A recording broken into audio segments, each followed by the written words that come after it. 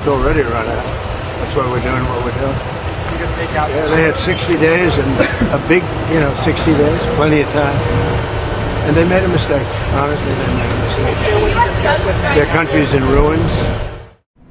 You strike the Iranian nuclear component. I mean, you don't know that I'm going to even do it. You don't know. I may do it. I may not do it. I mean, nobody knows what I'm going to do. I can tell you this, that Iran's got a lot of trouble.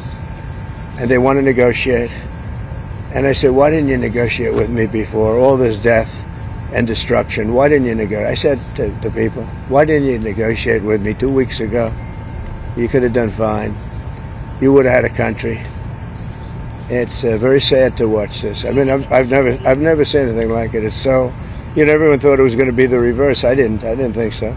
And I was telling them, you gotta do something. You gotta negotiate. And at the end, last minute, they said, no, we're not going to do that. And they got hit. Remember 60 days? And then came the 60. 61 is going to become a very famous number. That was one hell of a hit. That first hit, that was one hell of a hit. Not sustainable, to be honest. That's where it ended. It ended on the first night, yes. Is it too late, though? Do you think it's too late to now? Really, nothing's too late. The only thing too late is Powell. Powell's too late. Too late, Powell. Have the Iranians reached out to you, Mr. President? What? Have the Iranians reached out to you? Yes. And what did you say? I said it's very late. I said it's very late to be talking. Mr. President, we may meet. It's. I don't know. There's a big difference between now and a week ago, right?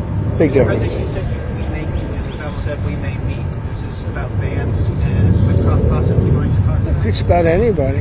They even suggested they come to the White House. It's a big difference. But they've suggested that they come to the White House. That's, courageous, but, it's like not easy for them to do. But they suggest, because I can't go now because of what's going on. I had to come back early from the G7, which was terrific, by the way, in Canada. Really terrific. Good people. Is there a possibility of next 40 years they've been saying death to America, death to Israel, death to anybody else that they didn't like. They were bullies. Well, you know what it is. Unconditional surrender. Two very simple words. A very simple. Unconditional surrender. That means I've had it. Okay, I've had it. I give up.